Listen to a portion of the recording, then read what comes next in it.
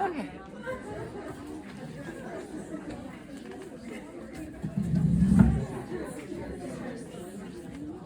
All right, ladies. Well, I'm excited to be back here. So I'm going to share with you some intense material because for me this is very cathartic as a therapist to get it all out in one place. And it's also cathartic because I only work with adults, and I always think if I could just talk to these adults' parents when these adults were children, this would be so lovely. We could prevent all these things. So this is what I get to do with you guys, hopefully. So anyone familiar with Glennon Doyle? She wrote Love, Warrior, and Untamed. They're like best-selling books. You can raise your hand. Okay, one person, yay. So she is one of my favorite authors and thinkers, and she has a quote in her book, Untamed, and she says, family should be a place where we are held and free. Held and free. Those seem mutually exclusive. How is that possible? And that's what I want to talk about today, how to make family a place. And what's my title for this talk? It's everything I wish a therapist had told me when I became a mom. So it is very cathartic to tell you guys all these things I wish someone had told me. So how do we make our children feel held and free? How do we live in that tension? And I'm also a big fan of the Bible Project. Anyone else fan of Bible Project? Yes. So they talk about, in the ancient Israelites, in the ancient worldview, they didn't have a spiritual versus material dichotomy that we have today.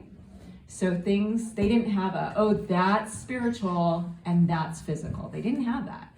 And so when God said, or he gave the blessing, be fruitful and multiply, it didn't just mean physically. It meant be fruitful. In other words, be diverse, be abundant, be creative, be expansive, be expressive. Express yourselves. Be artful, just like he is creative and artful. And so God created each of us with unique fingerprints, and he created each of us uniquely, singularly. We are really unlike any other person in the world with distinctive abilities, strengths, weaknesses, interests, and even ways of seeing the world that are unique. I just got back from vacation with my husband. We're in New Orleans, and we were at an art gallery, and after we left the art gallery, he said, I really like that artist because, he created a lot of the same features, but they weren't repetitive. And I'm like, how did you even know? What are you talking about? I didn't notice that. I just thought it was really pretty.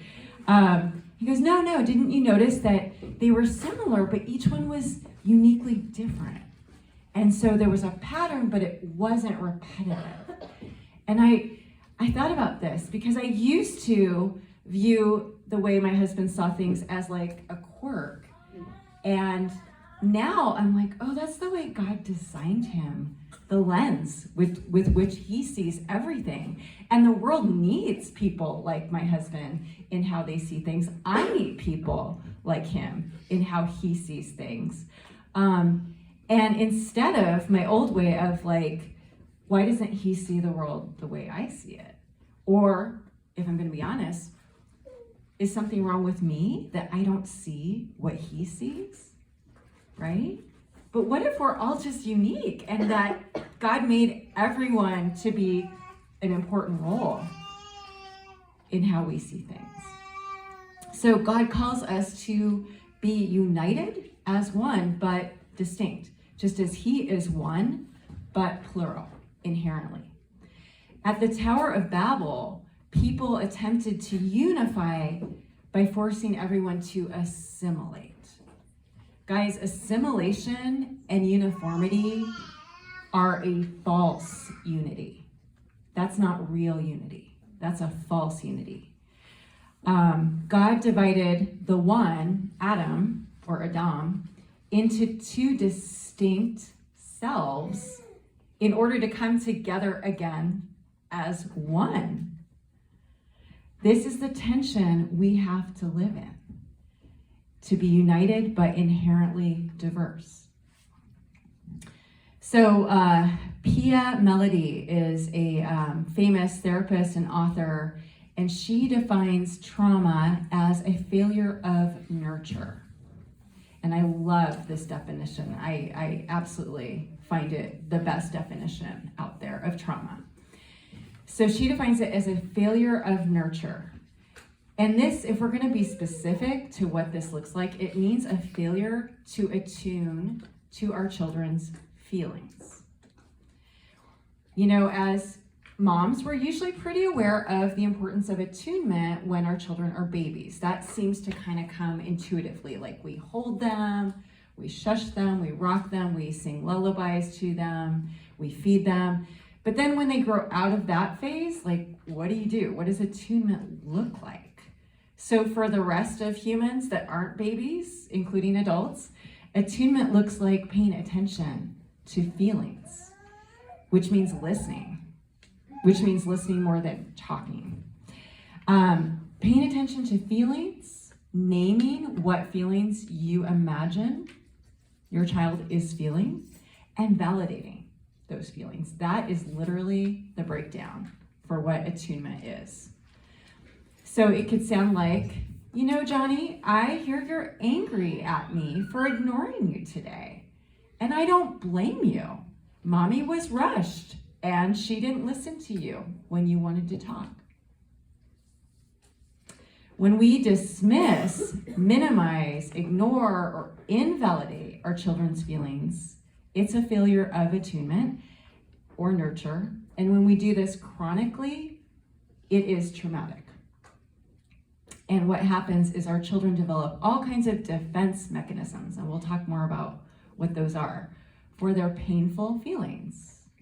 Feelings like anger and sadness and shame. That's a big one. And they actually feel shame for having those feelings to begin with, which means shameful for being human, because we all have those feelings.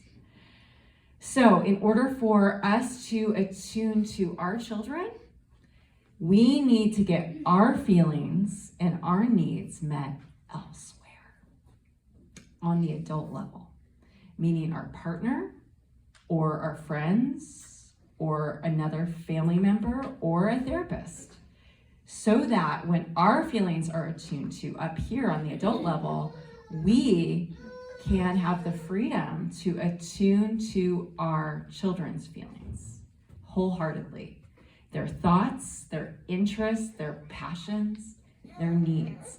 We are gardeners who cultivate the seeds that God gave us. So let's talk about those seeds, because when we get our baby in our arms, we have a seed and we have no idea what that plant is going to be. All we've got is a seed. All the genetic blueprint for that seed is inside that seed, and only God knows what that is going to look like. So I might long for my seed to be an almond tree. I might have always wanted almonds on my property, organic, fresh almonds. But that seed might be a lemon tree. It might be an apricot tree. It might be a valley oak, which requires getting a much bigger plot of land. So the better I can have my own longings met for myself in my life, met elsewhere, and flourish as my own tree, because we're trees too. So the more I flourish as an individual, the better I can properly be the gardener and properly cultivate what my seedling needs in order for him to flourish, instead of pressuring my seedling to meet my needs.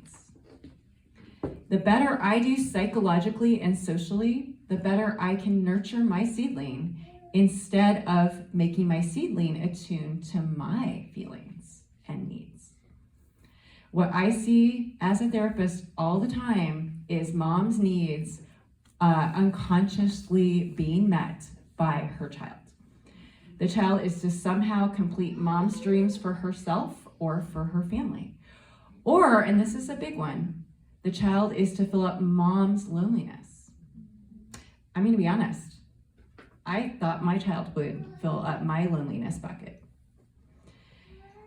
The child is sometimes seen as mom's comfort or counselor, especially when her marriage is struggling. And she sees her child as her confidant.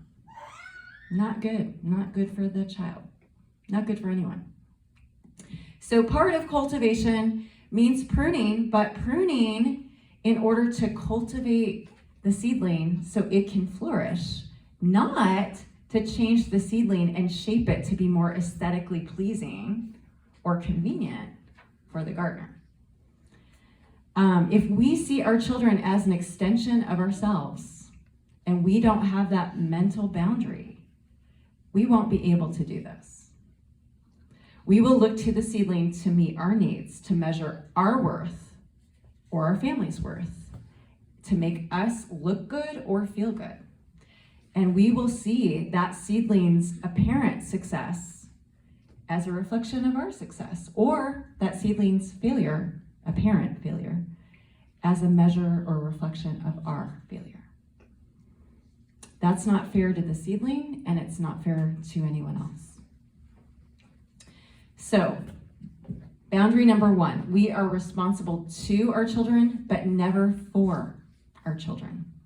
And that applies to everyone, by the way. We are responsible to others, but never responsible for others. So I'm going to give you a couple examples of how this can break down.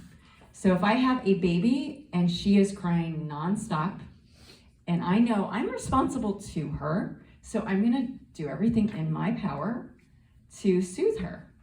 So I feed her, I rock her, I change her, I maybe have a doctor's visit just to make sure everything's okay, and I do everything in my power. I've been responsible to her. Her crying, if she continues to cry, that discomfort belongs to her, not me. Her crying is a reflection of her discomfort. It is not a reflection of my poor parenting. There's that boundary there. Her feelings belong to her, not me, and I can relax after trying everything in my power. I don't have to cry because she's crying. I can enjoy myself and my life and my partner. Hooray. I always tell moms the best thing you can do is be the happiest, flourishing tree, to be the best mom. So let's say, going along with the responsible to versus for, let's say now I have that baby, that crying baby, grew up to be a 15-and-a-half-year-old girl. And now she wants me to teach her how to drive. And I know I'm responsible to her, so I brush up on my how to teach your child to drive skills, which means like doing some research. I spend some time and pray for patience and teach her how to drive. Now it's 6 months later, she's 16, she gets her license and she drives, and guess what she does? She gets in a wreck because she made a poor decision. If I think or feel like I am responsible for her, instead of responding, I'm going to react versus respond. I'm going to say, how could you do this to me? Where did I fail you? And what's she going to feel? She's going to feel shame. And she's going to feel responsible for my feelings. Guess what? She's not. She is not responsible for my feelings. She is only responsible for her feelings. Who's responsible for my feelings? Me. So if I know I'm responsible to her after the accident, I'm going to say, you know what? I'm disappointed with that choice you made, but you're human. We're all human. We all make mistakes. Let's revisit some of the things that I taught you 6 months ago And you can earn my trust back. So you can earn those car keys again. So I'm going to give you an example. I have some noise sensitivity. And when my daughter was younger, she's now 19. When she was younger, she was a huge trigger for me, like her voice. Oh, yeah. I had to figure out who is responsible for my trigger. Is it her? No, it's me. It's my trigger. They're my feelings. Only I am responsible for my feelings. My daughter is not my trigger. It's my trigger. She's just activating my trigger. So I had to work that out in real time, and it was really hard. Ironically, my father had the same noise sensitivity when I was a kid. He never figured that out. So what did he teach me? Or what did he expect of me? He expected me to just not talk for years because I was his trigger. And he now is 82, and when I go to visit him and my daughter, my 19-year-old daughter's there, her name is Edie, and she talks, she triggers him. Her voice now triggers him. And I'm going to be really honest, it's very satisfying for me to say, Dad, that's a you problem, not a her problem. Your sound sensitivity belongs to you. She's not going to shut up for you. So our job isn't to shelter our children from their painful feelings or pain in general or stress or hardship, because a good gardener allows their seedling exposure to the elements, most of them. Our job is to teach them how to deal with pain, to feel and deal, and to know it won't kill them, which means supporting them through it. Now, this does not literally mean we have to be at their side 24/7. What makes stress traumatic is going through it alone, being alone in our feelings. What's shareable is bearable. So, for example, and I want to redefine trauma here. If it's just a failure of nurture, like Pia Melody says, which I agree with, then let's redefine what trauma is, because a lot of us say, oh, let's say a 5-year-old boy loses his father dies. We would say, oh, that's traumatic. Is it? Maybe. Let's talk about what makes it traumatic. Let's say that 5-year-old boy is in a family where he is able to fully express his feelings, not just with a therapist, but with his own mother. Guys, let's not outsource our children's feelings to a therapist. Let's be the role of the therapist, because that's way more satisfying for our kids. Let's say he's able to express his sadness and he feels heard and validated, not dismissed, not minimized, and not platituded. Not, oh, well, everything happens for a reason, Johnny. No, don't do that. Don't do that to anyone, guys. Platitudes are obnoxious, and they just make people angry. They're a way of dismissing feelings. So for Johnny, the loss is tragic and it's sad, but it's not traumatic. But then things that we wouldn't necessarily define as trauma. So let's say Johnny is in a different family and he experiences bullying at school, not like severely, but some bullying. But let's say he tries to talk about that with his family and he's completely dismissed. He's shut down. His feelings are minimized. Guys, that can be traumatic. So it's not the event that is traumatic, is it? It's the failure of nurture, of attunement.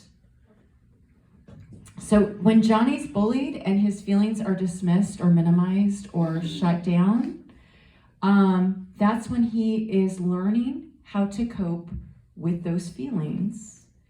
And that's when kids start to turn to addiction. It might for Johnny just be food at that juncture in his life, because that's all he's got.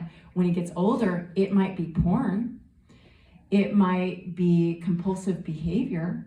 It might be a codependent style of relating to people. And shame. It's always shame. It will always be shame. So guys, even if our children are surrounded by others physically, it doesn't mean they're not emotionally isolated. That's really different. It's about emotional connection, not just physical connection. So your job as a parent is to model flourishing for your seedling.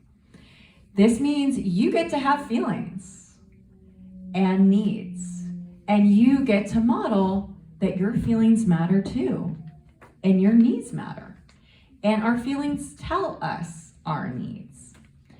So it also involves making mistakes and owning your mistakes. This models that mom is both good and bad, and that making mistakes or failing is human, not shameful and not fatal. Your job as a parent is to allow your kids to make mistakes, and remember, guess what? Whose mistakes are those? Are they your mistakes, or are they Johnny's mistakes? Yeah, that's hard, because you see it coming, guys, don't you? You see like, okay, you're gonna, it's their mistake. And my daughter's 19, she lives at home. It's hard to see her make her mistakes. And sometimes I'll warn her, but I'm like, I'll be here for you when you do that and it goes down.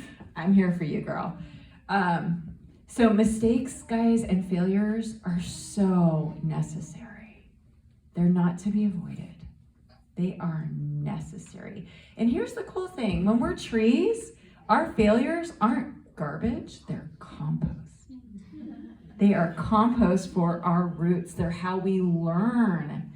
They're a necessary compost for us to flourish. So guys, your job is to flourish and model all of that. I went through a very gnarly depressive episode in my own life. And when I got undepressed, I became such a better mother and wife. So God creates all of those little seeds. Inside those seeds is a conscience.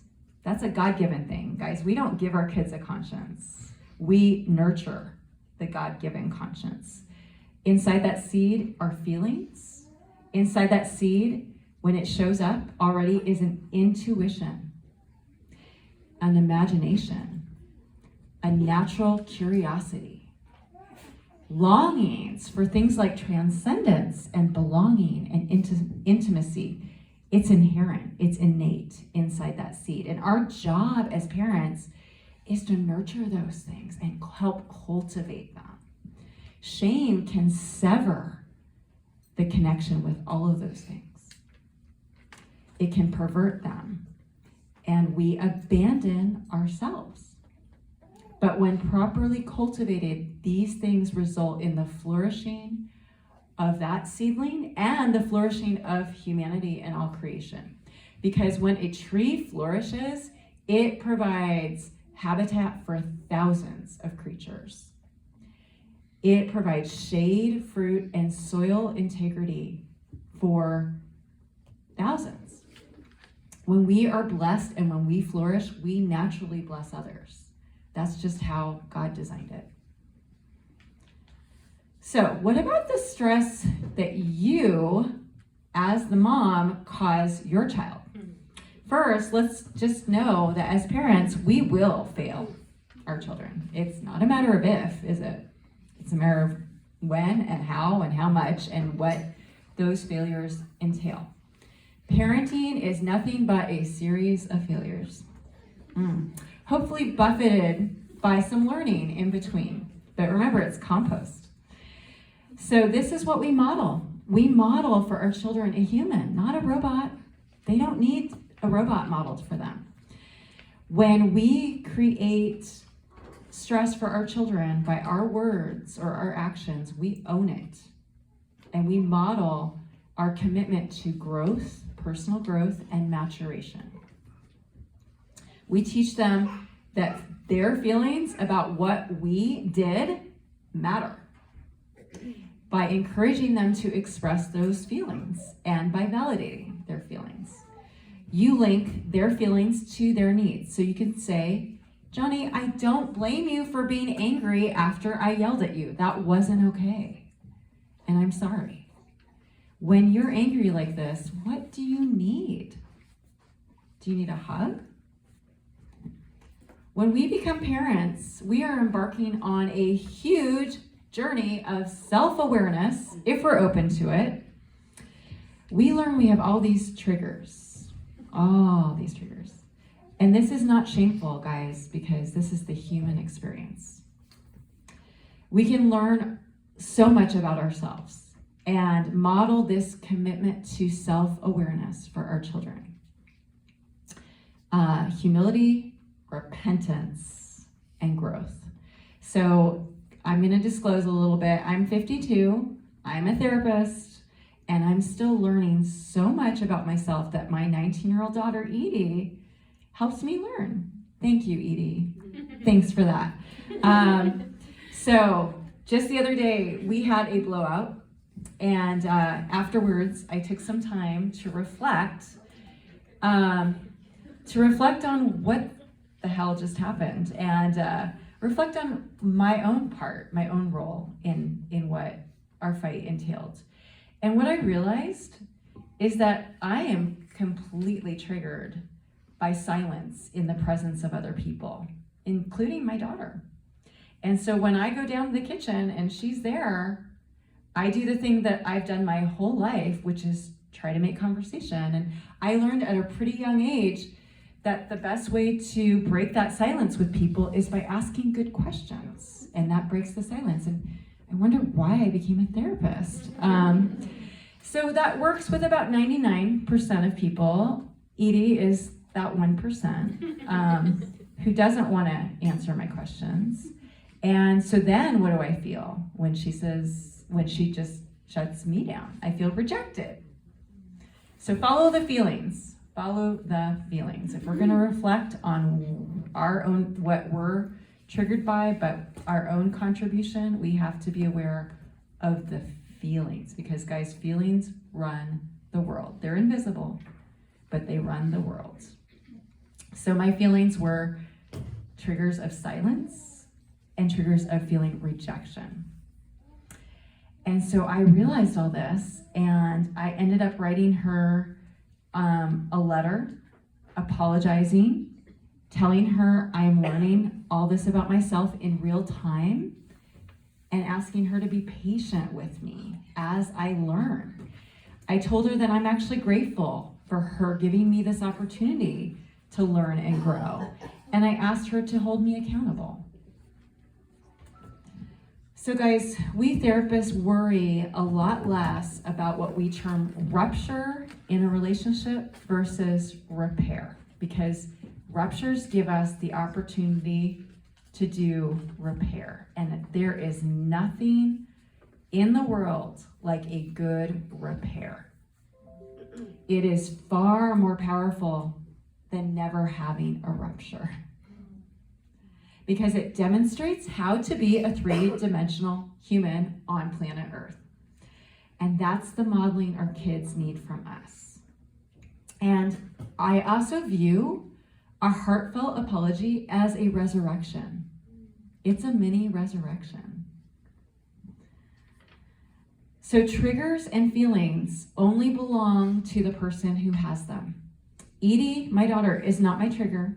My trigger is the discomfort I feel with silence in her presence or in the presence of anyone.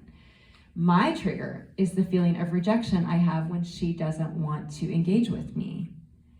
As much as I would like her to be, she's not responsible for my feelings. Only I am. And I have to constantly remind myself of this and find a way to be responsible for my feelings by talking about my feelings with someone other than her, such as my husband, a friend, or a therapist. That's how I can be responsible for my feelings, which belong to me, not her. So let's discuss the practical application of attunement. It means listening to our children, asking good, open-ended questions, and especially focusing on their feelings by imagining what they're feeling and naming it. So guys, when we imagine what they're feeling, that's empathy. That is literally what empathy is. It's putting ourselves in their shoes and getting out of our shoes. It might sound like saying, when your teacher didn't acknowledge all your hard work, I bet you felt so disappointed. Or it might be saying something like, when your friend told everyone your secret, I bet you felt angry and betrayed. This helps our children to develop an emotional vocabulary, which is one of the best things we can give them. And again, it's also giving them empathy and helping them develop their own empathy. It's also teaching our children how to feel and deal. They're learning just in that encounter with us that what's shareable is bearable. They're learning implicitly what to do with painful feelings. That by putting them into words and sharing them with a safe person, we feel better. We don't have to numb our feelings with food or anything else. They're learning that by putting them into words, we master our feelings instead of them mastering us. So I mentioned defense mechanisms, things that we use to numb feelings, guys. We use food, we use porn, we use alcohol, we use drugs, we use busyness, we use overachievement, we use gaming, sports, relationships. We use so many things to numb our feelings or defense mechanism. And we are going to be helping our children not do this, not have to give in, to build up those defense mechanisms. We also help them become self-aware and develop insight into their own behavior. They might be able to say, yeah, when someone doesn't listen to me, I feel rejected and I get angry. Just having that introspection is half the battle. So attunement means listening, not with the end goal of sharing our own wise counsel or personal stories from when we were there as kids. No, our kids don't need that. What they need from us is to just listen, show empathy, name the feelings that we're imagining they're having, and validate. When we do this, it calms the limbic brain. We call this name it to tame it. It calms their limbic brain, and once the limbic brain is calm, the prefrontal cortex can come online. And this is where we solve problems, because this is where the logic lies. So we're empowering them to solve their own problems instead of us doing it for them. The hardest part of attunement is when we're hearing those angry feelings, especially when they're about us, something we don't want to hear or acknowledge. Guys, the key is we don't have to agree to listen. If we only listen to people we agreed with, oh my gosh, we'd never listen to very many people at all. Feelings are not right or wrong. They're not good, they're not bad. There's no such thing as a wrong feeling or a bad feeling. There's painful feelings, but there's no morality to feelings. There's no judgment for feelings. They're not logical by nature because they're feelings, and they're not even voluntary. They're actually involuntary. So we don't judge feelings. We can judge words and actions, but not feelings. We can listen even when we disagree and hold that tension, right? That's the tension that we need to hold. We're modeling for our children unconditional love and giving them a judgment-free zone to process their feelings. And when they process their feelings, they lead to better behaviors.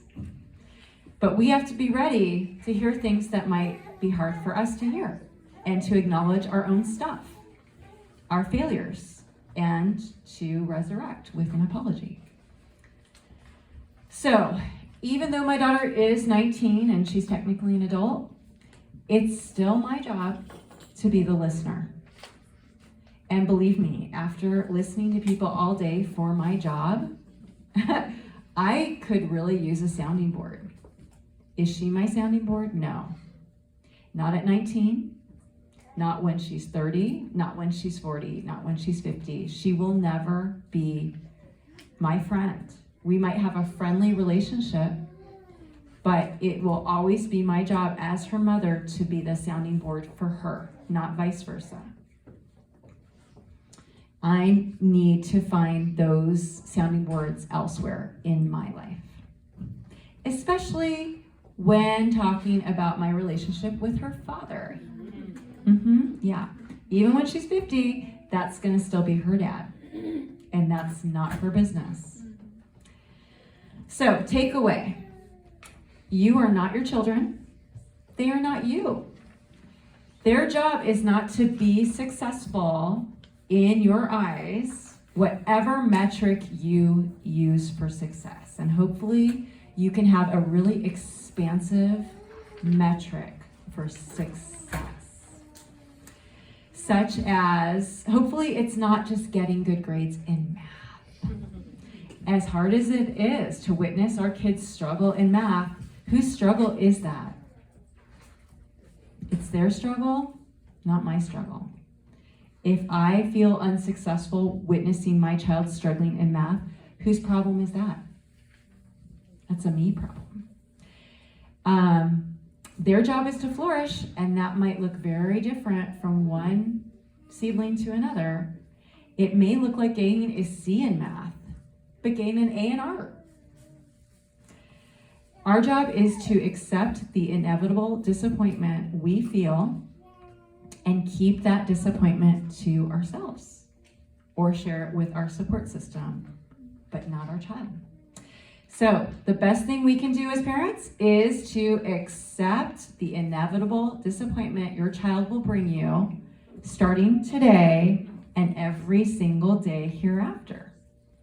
Your child's job is to disappoint the hell out of you. That's their job description. When they learn that they can disappoint the hell out of their parents, but are still loved and accepted, then they will have the ego strength to disappoint the hell out of everyone else in life in order to flourish. They'll have the strength to walk away from the abusive boss, from the abusive relationship. They will know they're worth more than what society deems successful. They'll know that they're worth more than the sum of their paycheck. They will be able to meet their needs and follow their gut and their conscience because they value their feelings, because they learn their feelings are valuable, because that's what you taught them by attuning to them. Finally, not only will your children disappoint you, you will disappoint you.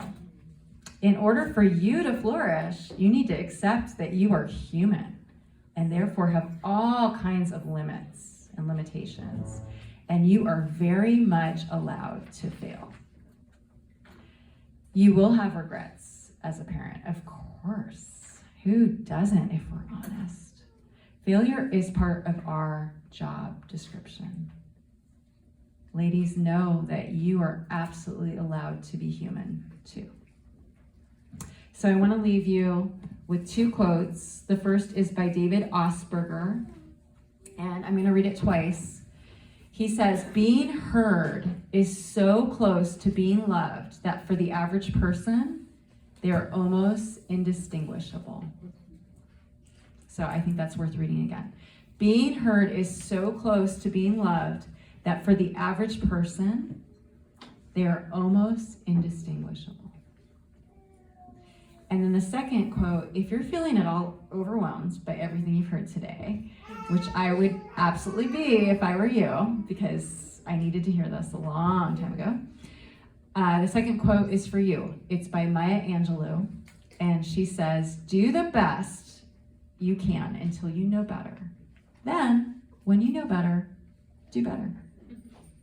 So, thank you for having me to hear more of me and see my beautiful face some more on this and many related topics. You can sign up for my podcast, which I just started. There's just a teaser trailer on it right now.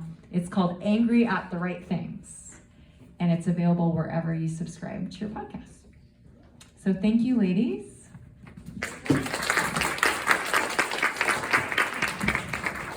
Thank you, Bronwyn. All right, ladies, everybody has some questions at your table. If you guys can chat